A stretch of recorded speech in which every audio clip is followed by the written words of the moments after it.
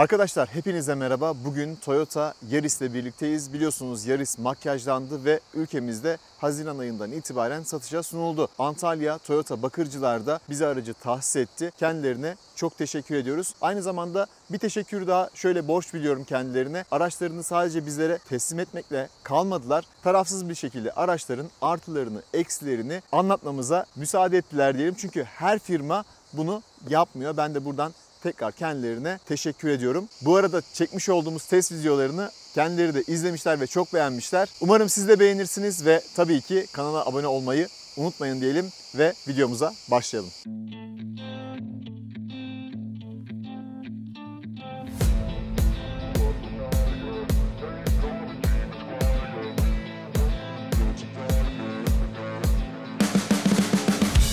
Her zaman olduğu gibi anahtar tasarımıyla başlayalım. Güzel, şık bir tasarımı var. Bagajımızı elektrikli olarak açabiliyoruz.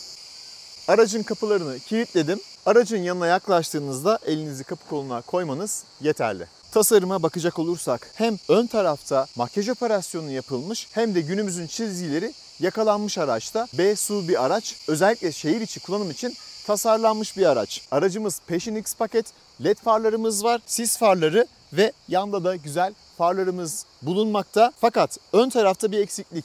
Nedir? Park sensörü yok. Arkada da yok ne yazık ki. Arkada kamera var. Sıkıntı olmuyor. Fakat önde mutlaka park sensörü olmalıydı. Toyota ambleminin hemen altında radarımız var. Ön panjur tasarımı şık tasarlanmış. Aracın önden bakışını, duruşunu beğendim açıkçası.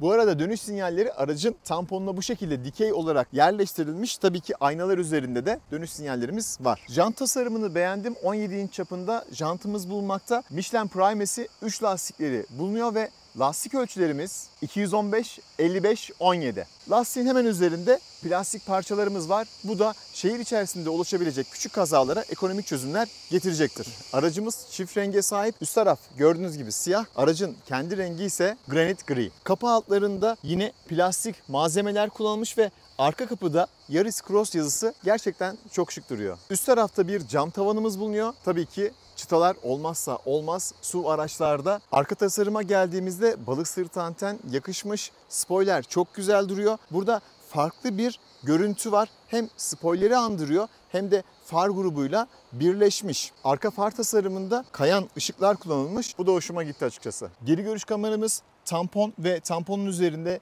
plastik parçalar ve eklemeler bulunuyor. Gerçekten şık gözüküyor. Araç arkadan baktığınızda da tabii ki hibrit olduğunu belirten HEV yazısı var. Hybrid Electrical Vehicle anlamına geliyor. Aracın köşelerine yerleştirilmiş reflektörler daha büyük görünmesini sağlıyor Yaris Cross'un. Arka stop lambaları da çok şık duruyor. Arka aks bağlantılarında torsiyon çubuğu kullanılıyor. Egzoz şu şekilde gözüküyor. Bagajı anahtarla açabiliriz. Ayağımızla da açabiliriz tabii ki. 397 litrelik, neredeyse 400 litrelik bir bagaj hacmimiz bulunuyor ve burada ergonomik açıdan güzel düşünülmüş öğeler var. Bagajı anlatmaya başlayalım. Bakın bagaj kapağıyla birlikte üzerindeki bu koruyucu kalktı otomatik olarak. İki parça görüyoruz burada. Alt tarafına malzemelerinizi koyabilirsiniz ve 40'a 60 oranında ayarlanmış. Bu ne demek? Bu parçayı aşağıya koyup altına ezilmesini istemediğiniz malzemeleri koyabilirsiniz. Yan taraflarda boşluk bırakılmış. Bu boşluklar sayesinde yine alt tarafa erişim sağlayabilirsiniz. 4 tane kancamız bulunuyor. Bir tane burada ışığımız var. Güzel bir detay. 12 volt çıkışımız da burada bulunuyor. Alt tarafta bir de dar tabanlı stepnemiz bulunuyor. Kapakları alta koyduğumuzda da bagaj hacmi bu şekilde 397 litreye çıkmış oluyor. Koltukları katladığımızda ise neredeyse bu şekilde dümdüz bir alana sahip oluyoruz. Bagaj hacmimiz 1037 litreye çıkmış oluyor. Bagajımızı buradan kapatabiliriz ve aynı zamanda düğmeye basıp hem bagajı kapatıp hem de kapıları kilitleyebiliriz. Bastık. İlk ağzını verdi. Kapanıyor. Şuraya koydum. Güzel. Gerçekten iyi. Hibrit denince akla ilk gelen marka Toyota. Güvenlik denince akla ilk gelen marka Volvo. Ama Toyota farklı bir yol izliyor ve Toyota denince akla hibrit ve güvenliğin gelmesini istiyor. Gelelim motorumuza. 3 silindirli 1.5 litre hacminde 116 ve 130 beygir güçlerini üreten iki ayrı donanım seçeneğimiz var. Test aracımız 130 beygir. Benzinli motor 92 beygir ve 120 Nm tork üretirken elektrikli motorumuz 83 beygir ve 185 Nm tork üretiyor. Ve SCVT olarak adlandırılan şanzımanla çalışıyor ve gerçekten uyumu güzel. Motoru da göstereyim size. Sıfır tertemiz bir araçtan bahsediyoruz. Üst tarafta bir yalıtım malzememiz var. Arkada yangın duvarının olduğu bölgede 3 kat ayrı ayrı döşenmiş ses yalıtımı, ses izolasyonu sağlanmış. Motorun üzerinde herhangi bir kapak bulunmuyor. Bu arada çamlar da düştü üzerine. İçten yanmalı motorumuz burada bulunuyor. Elektrikli motorumuz da burada sağ tarafta bulunuyor. Hemen bir eleştiri yapalım. Bakın bu sol tarafın ve üst tarafın şöyle göstereyim size kapatılmasını isterdim. Yan tarafta da yine burada gözüküyor. Bunlar küçük detaylar, ayrıntılar. Fakat B sınıfı bir araç olduğu için bunlara büyük eksiklik kesinlikle diyemeyiz. Ön tarafta kameramız var. Evet, pek çok araçta artık kamera var. Fakat Toyota üzerine bir şeyler eklemiş. Burada bir rezistans var arkadaşlar. Bu rezistans kötü hava şartlarında kameranın buğulanmasını ve güvenlik sistemlerinin devreden çıkmasını engelliyor. Ben Mazda 3 kullanıyorum ve benim aracımda böyle bir ısıtma yok ve gerçekten özellikle kış aylarında sıkıntı yaşıyorum. Gelelim arkadaki yaşam alanına. Bakalım Yaris Cross bize neler sunuyor. Koltuk bana ayarlı. Boyum 1.85, diz mesafesi yeterli. Gözlüğümü şöyle alayım. Baş mesafesi yeterli. Burada bir kol dayamam yok gibi gözüküyor ama var. Koltuk yattığında kol dayaması ve burada bardaklık oluyor. O zaman bir hayırlı olsun, alalım.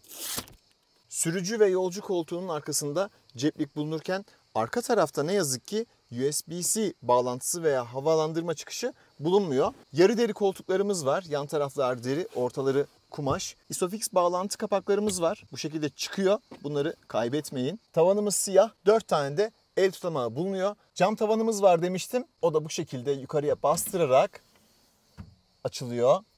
Evet, önden bastırmak gerekiyor. Tabii cam tavan olması ayrı bir güzellik katıyor araca. Gelelim malzeme kalitesine. Üst tarafta sert plastik.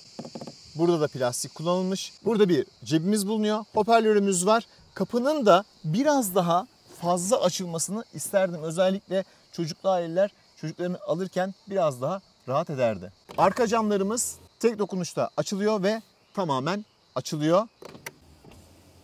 Eli de sıkıştırmıyor.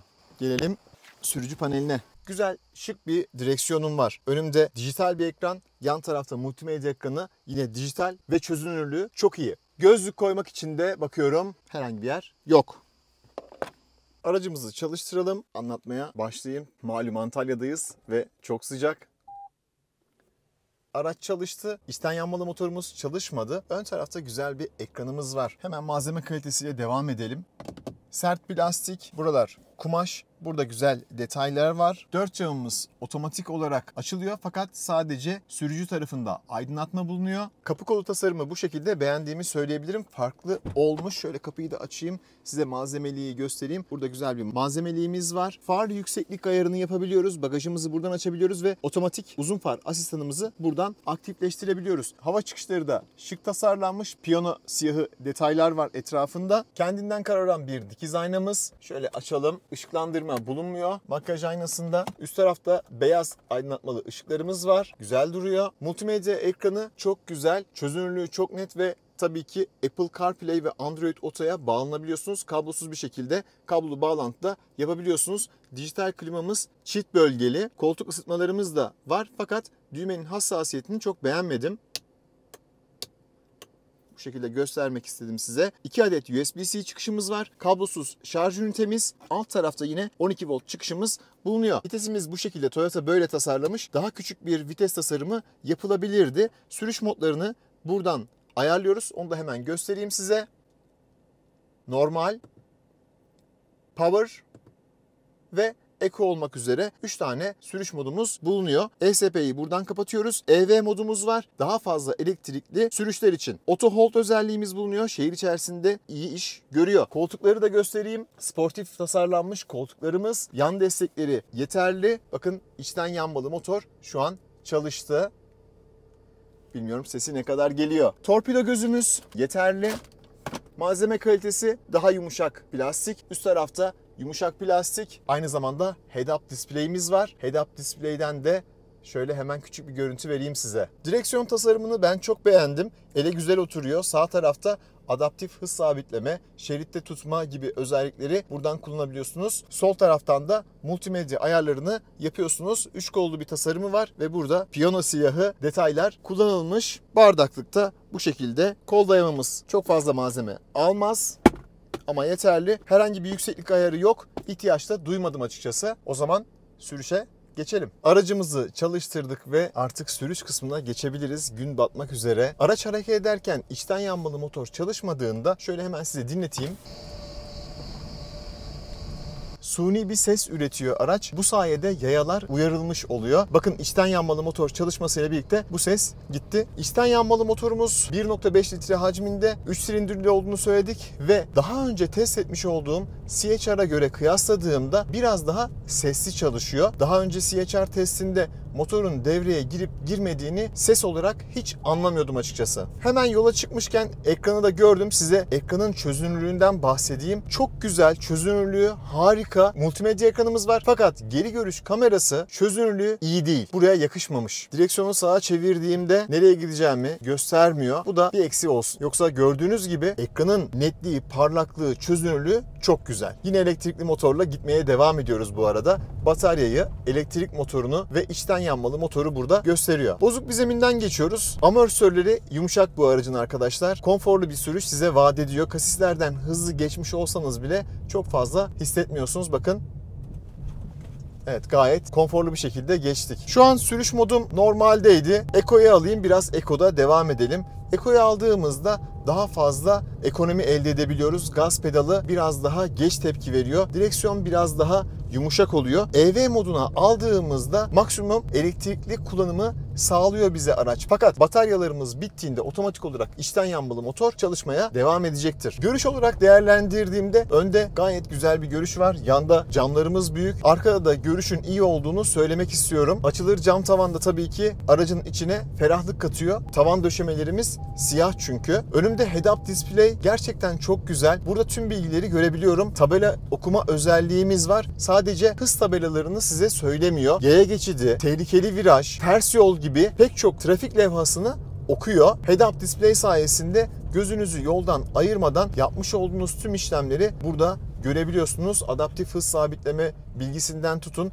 ne kadar yakıt yaktığınıza kadar. Evet, ilginçtir. Head-up display'de anlık yakıt tüketimi de gösteriliyor. Bu da tabii ki bir hibrit araçta olduğunuzdan dolayı olsa gerek sizi her önünüze baktığınızda ekonomik sürüşe diyor. Araçta çok fazla trim sesi yok. Yol bozuk. Fakat bagajda bizim malzemelerimiz var. Üst tarafta görmüş olduğunuz o ince örtü ses yalıtımı anlamında biraz sıkıntı yaşatıyor size. Bu söylemiş olduğum eksi noktaları şöyle değerlendirin. Bu bir B-SUV. Şöyle bir örnek vereyim. B-SUV olmasına rağmen Yaris Cross'un multimedya ekranı abisi Corolla Cross'tan çok daha güzel. Fakat Toyota grubunda test etmiş olduğum en çok bana zevk veren araç CHR oldu. Hem tarzı hem de sürüş dinamikleri açısından. Apple CarPlay'e ve Android Auto'ya kablosuz olarak bağlanabiliyorsunuz. Ben şu anda kablolu bağlantı yaptım. Hemen onu da göstereyim size. Bakın netliği çok güzel. Hissiyatı, dokunuşu harika. Şimdi Çıralı'ya yol tarifi alalım. Hatta yazmayalım, söyleyelim. Çıralı. Faselis'teydik. Çıralı'ya doğru devam edeceğiz. Bakın benzinli motor devreye girdi. 1.8 litre hacmindeki motorla kıyaslarsam biraz daha ses var arkadaşlar. Fakat araç genel anlamda sessiz. Bunu da ekleyeyim. Ses demişken tabii ki hemen ses performansına bakalım. Bir müzik açalım. Güzel. Güzel. Gerçekten iyi bir ses performansı var. Bu sefer daha iyi bir ses sistemini hak ediyordu demeyeceğim. Hoşuma gitti. Bu arada ses açma kapama düğmesi bakın burada çevirmeli açmış oldum. Corolla Cross'ta burada düğmeliydi ve çevirmeli olsa güzel olsun demiştik. Firmalar bizden almış olduğu geri dönüşleri araçlara yansıtıyor. O yüzden aracın eksilerini söylememiz aslında firmaların işine yarıyor. Sadece düğme biraz daha büyük olsaydı iyi olurdu. Fakat ben zaten sesi açma kapamak için muhtemelen direksiyonu kullanacağım. Güvenlik sistemlerinden bahsedeyim. Çok güvenlikli bir aracın içerisindeyiz. Hız sabitlemeyi açtım. İleride kırmızı ışık var. Bakalım ne olacak? Frene basmıyorum. Ayağım yakın. Bakın hemen durdu. Yani daha doğrusu yavaşladı. Elektrikli motor devreye girdi. Elektrikli motorun suni sesi geliyor şu anda. Yeşil ışık yandı. Sadece resume'a basıyorum. Araç gitmeye devam ediyor. Ayarlamış olduğum hızı head-up display'de görüyorum. Şeritleri okumasını da bir bekleyeyim biraz. Onu da göstereyim size. Şeriti de şu anda aktifleştirdim. Adaptif hız sabitleme olduğu için tabii ki öndeki aracı şu anda yakın bir şekilde takip ediyor. İstersem buradan onun mesafesini ayarlayabilirim. Mesela şu an uzağa ayarladım. Daha uzak bir mesafeden takip edecek. Tabii hıza göre bu oranını ayarlayacak. Şeridi okuyor. Sadece elimi direksiyona koydum. Çok fazla ses gelmemesi için şeridi o kadar güzel ortalıyor ki viraj alırken virajın içinde kalıyor. Güven veriyor, öyle söyleyeyim size. Antalya Havalimanı'ndan Paselis'e kadar geldik. Ne gaza ne frene hiç basmadım arkadaşlar. Kırmızı ışıklarda durduk. Bazı yerlerde döndük. Mutlaka yolu bilen vardır. Rotayı da eklerim size. Dümdüz bir yol da değil. Sadece şehir içine geldiğimde ayağımı gaz ve fren pedalının üzerine koydum. Direksiyona bile çok nadir müdahale ettim. Onda da çizgiler okunmuyordu ya da viraj çok keskindi. Araç gerçekten kullanım anlamında sizi hiç yormuyor. Elinizi buraya koyun, hızınızı ayarlayın. Ben mesela şu anda 110'u ayarlıyorum. Başka şeyler de göstereceğim çünkü size. Ve ondan sonra dışarıyı izliyorum. Önüme bir araç geldiğinde ekranda beni uyarıyor. Head-up display'de bunu gösteriyor. Önümde görüyor. Zaten tabii ki ben de görüyorum o aracı. Bakın şimdi 110'u ayarladım. İleride bir viraj var. Hızlanıyor. Viraja geldi. Bakın dönüyor. Kendisi dönüyor. Ben bıraktım. Döndü. Ne kadar iyi döndüğünü gördünüz. Sürati 95'e kadar düşürdü. En konforlu hıza kadar süratini düşürüyor. Şimdi sol şeride geçelim. Biraz da virajlı yollar. 110 hatta biraz fazla burası için. Şöyle 100'e alayım daha emniyetli olsun. İleride viraj var. Süratim 99. Bakın dönmemle beraber 98, 97, 96, 95. Arkada bulunan yolcular kesinlikle konforlu bir yolculuk yapıyor. İleride viraj var. Süratim 100. Direksiyonu bıraktım. Şeridi okuyor. Arada tutmam gerekirse tutacağım. İkaz vermesin diye. Bıraktım. Bakın ne kadar güzel alıyor. Virajın da içinden aldığını şu anda görüyorsunuz. Usta bir şoför gibi dönüyor. Süratini 100'den sadece 98'e düşürdü. Viraj biraz daha keskin olsaydı ne yapacaktı? 95'e, 90'a kadar süratini düşürecekti. Yine 98'e kadar düşürdü. Bir viraj daha var. Hadi orada da deneyelim. 85'e kadar bakın viraj keskin olduğu için düştü. Önümde bir araç var. Sol şeritteyim. Sol şeritte olduğumu anladı. Bakın evet güzel. Adaptif hız sabitleme bazen böyle sola doğru virajlarda sağdaki aracı önündeymiş gibi görebiliyor ama bu onu yapmadı.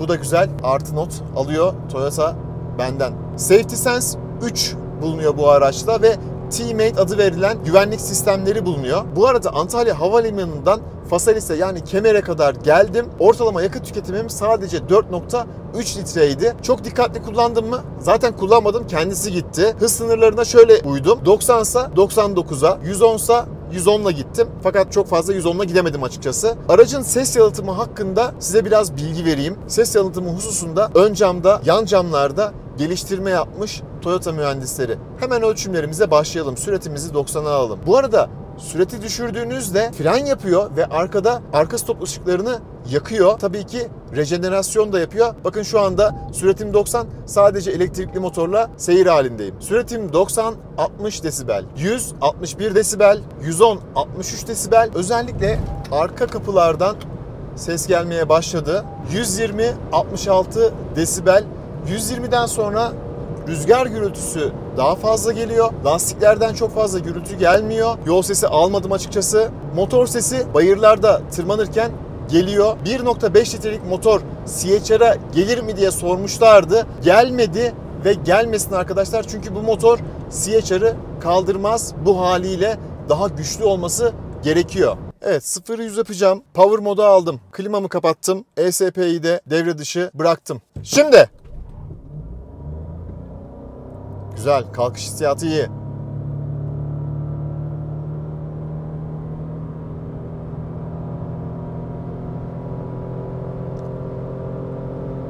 Elektriğin gücünü hissettim ama benzinli motorun gücünü çok fazla hissedemedim. Zaten çok fazla güçlü bir motor değil. Ara hızlanmasına bakalım. Süratim 40. Şimdi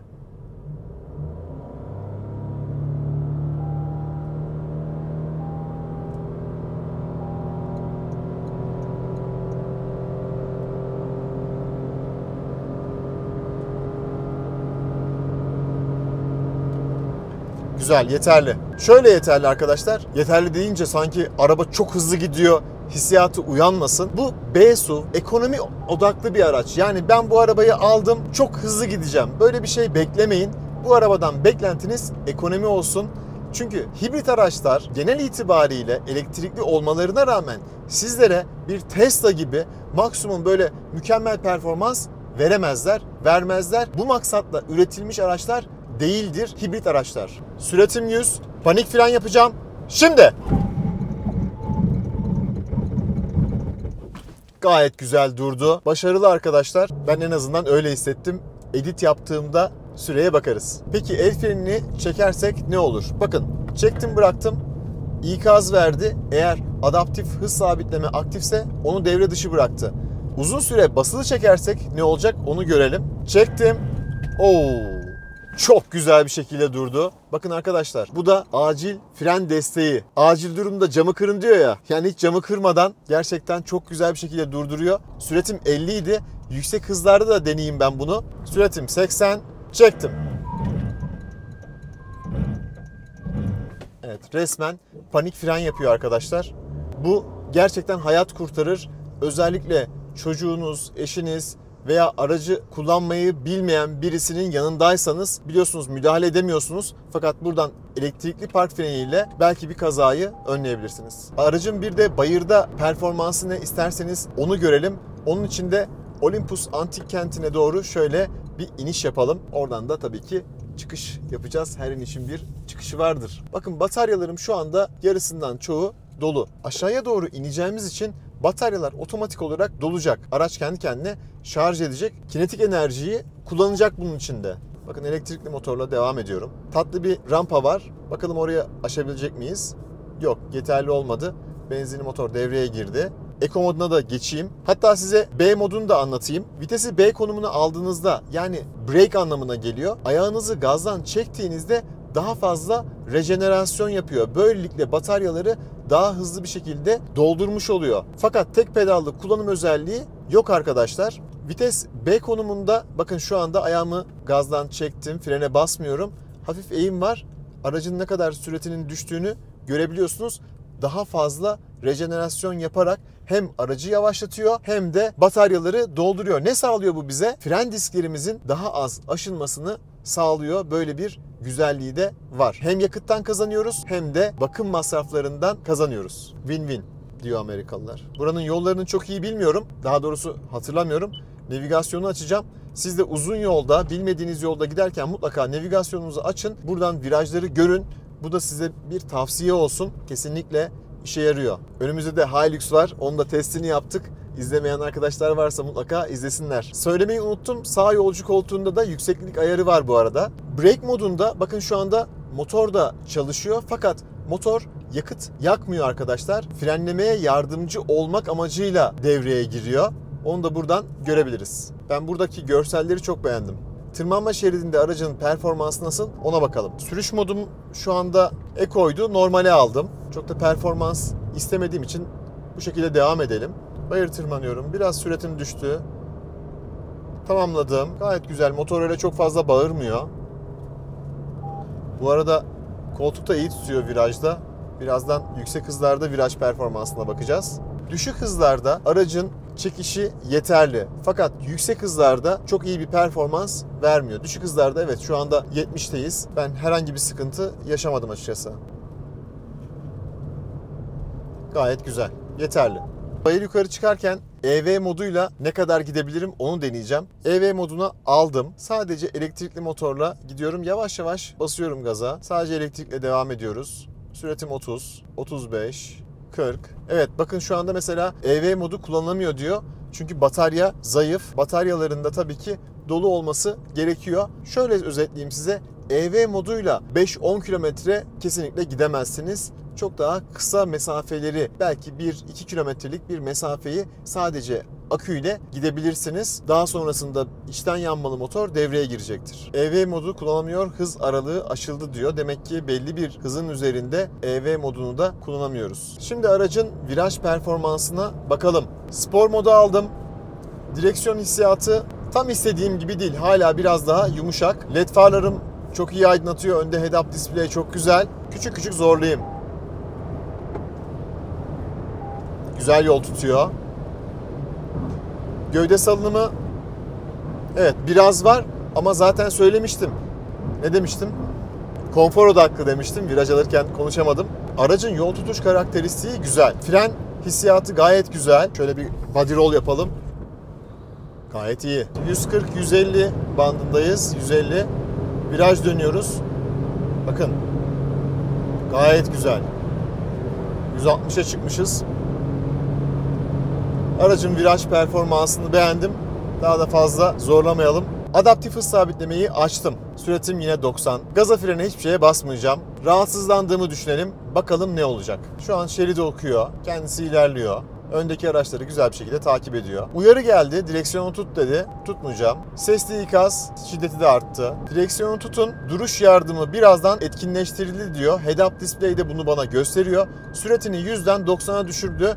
80'den itibaren 4'leri yakmaya başladı. Evet, arkadaki araçları uyarıyor şu anda. Evet, süratim iyice düştü. Arkadan gelen yok. Kapıları da açtı. El frenini çekti. Böylelikle tıbbi müdahale için sizin yanınıza gelenler kapıyı açabilir. Bu kadar güvenli bir araçta kör nokta uyarı sistemi yok. Makyajsız kasalarda kör nokta uyarı sistemi vardı Yaris Cross'ta. Fakat makyajla birlikte elektrikli bagaj gelmiş.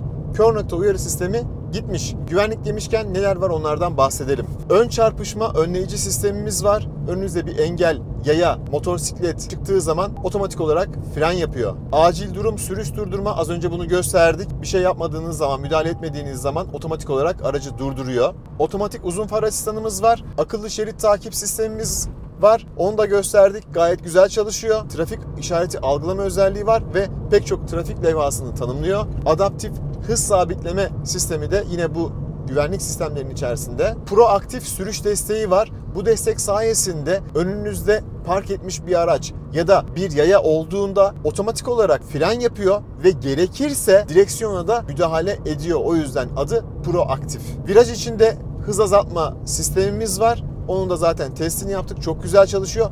Tüm bu sistemlerin adına da T-Mate deniyor arkadaşlar. Toyota Safety Sense 3 seviyesi teknolojiye sahip bu araç. Donanım olarak da en baz donanımda dahi tüm bu özellikler standart olarak sunuluyor. Aracımızın ağırlığı 1265 kilogram. Tünel içerisinden geçerken de size ışıklandırma sistemini de göstermiş olayım. Direksiyonun ışıklandırması gayet güzel. Bakın asfalt güzel olunca ne kadar sessiz bir araçta olduğumuzu daha iyi anlıyoruz. 90'la gidiyorum, 58 desibel. İşte zemin çok fark ediyor arkadaşlar. Aracı şehir içerisinde de kullandım arkadaşlar. Şehir içerisinde de çok emniyetli. Adaptif hız sabitlemeyi şehir içerisinde de kullanabiliyorsunuz. Öndeki araçları çok güzel bir şekilde takip ediyor. Önünüze biri çıkmış olsa bile radar bunu görüyor. Size yakıttan biraz bahsedeyim. Antalya Havaalanı'ndan Kemer'e 4.3 litre yaktığımı söylemiştim. Şu anda test ortalamam 5.5 litre arkadaşlar. Performanslı sürüşler de sergiledik. Gerçekten çok iyi bir değer. Eğer aracınızı uygun kullanırsanız, ekonomik kullanırsanız araç size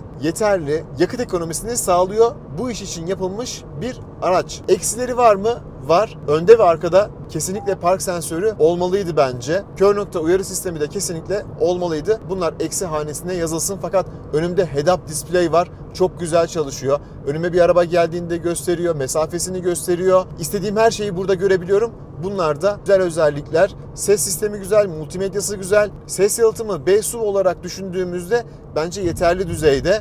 Umarım faydalı bir video olmuştur. Yenilenmiş Yaris Cross'u ben çok beğendim. Sizlere de kesinlikle tavsiye ederim. Artılarını, eksilerini anlattım. Karar bundan sonra sizde. Videoyu beğenmeyi ve kanala abone olmayı unutmayın lütfen. Bir sonraki videoda görüşünceye dek hoşça kalın, sağlıcakla kalın.